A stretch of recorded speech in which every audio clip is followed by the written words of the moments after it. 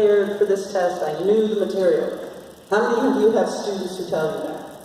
I was so tired of hearing that, and I thought it was true, and I wanted to help, and I looked online, and there's lots and lots of websites about test anxiety, and a few things had guided visualizations, but none of them moved me, so I made my own.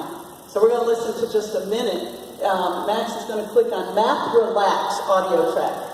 So I was reading a book about how to do guided visualizations. And your subconscious, just like dogs, does not understand the word no. If you tell a dog no bark, all it can hear is bark. And if you tell yourself don't be anxious or nervous, your subconscious hears anxious, nervous. And so it's really important when you're doing stuff that's meant to hit the subconscious that you use no negatives. All positives, right? And so I wrote this with that in mind. The whole guided visualization is positive, so I had to name it with that in mind. So it does not say overcoming math anxiety, it says Math Relax. So Math Relax audio track is on my blog, Math Moma Writes. Can you see that in back? I had some slides, but my computer's not working. So on my blog, I have students get to it on their phones, and you can't see this side easily on phones, but I put a favorite post page, so it's in the favorite post page also. So you should be able to get to it from a phone, and the soundtrack, I think, is 14 minutes long. I gave credit to Margot Adair, who wrote the book that I used called Working Inside Out. And a guy at my college helped me and made flute music to go with it. And so, can you go ahead and click on that and we'll listen to just 1 or 2 minutes? Yeah, there's not sound here, so can we hold on that? Yeah.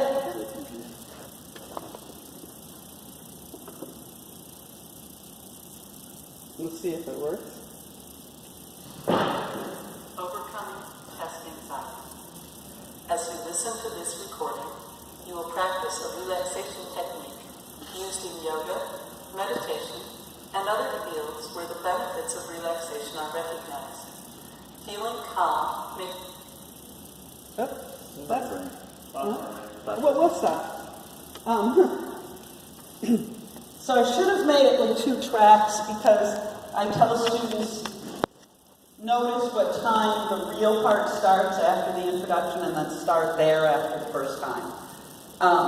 And at least a number of students have told me that it helped. I once heard a student telling another student that they found the disc that I used to have it on before it was online, and that this was amazing. And I popped my head out and said, "Oh my God, I love you!" Right? So it has helped some of them, probably not all of them. So that was one of my favorites. And I wanted to share one thing from the book. And Lisa mentioned how many of us are published now, and it's great. If I weren't such a slowpoke, I might have been first, because I started this in 2008. It took 6.5 years. It's pretty thick. Playing with math, stories from Math Circle's homeschoolers and passionate teachers. And I got to meet this weekend a number of people in the book for the first time. It was so exciting, and now my mind is going blank.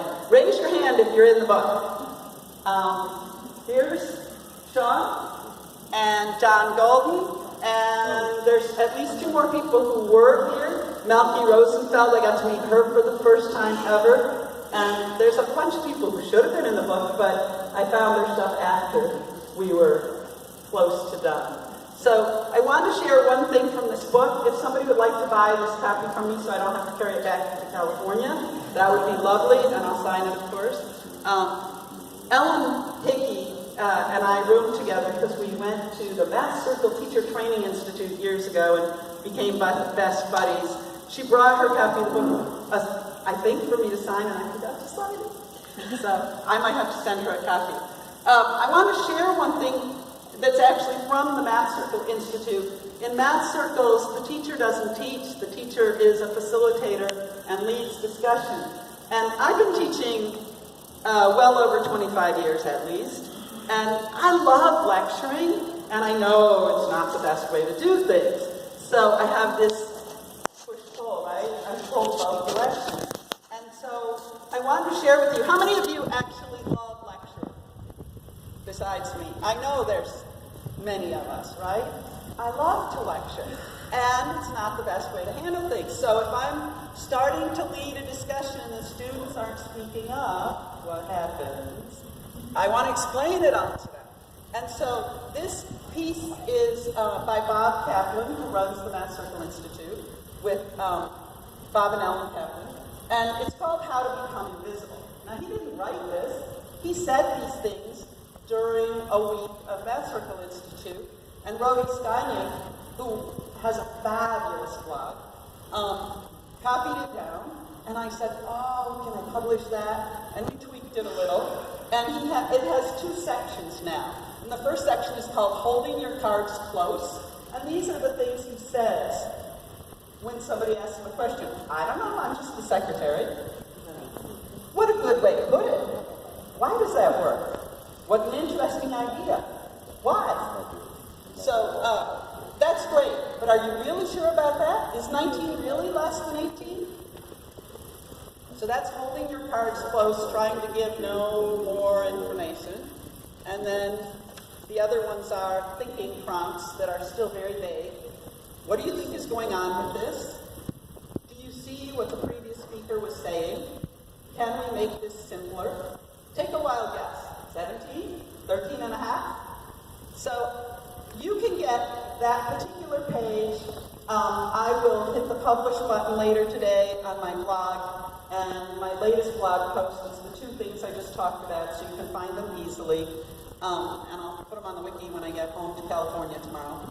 But you can get that. And the archive. The archive. And submit it to the archive. Tell me later, so I get it. I'm slow. But you also can get this book, if you want just PDF, you can get it at any price, because this book, although it looks professionally published and is professionally published, it's also Creative Commons. And so if you want just PDF, you can get the whole book at any price you want. You can just Google Playing with Math, you'll find it.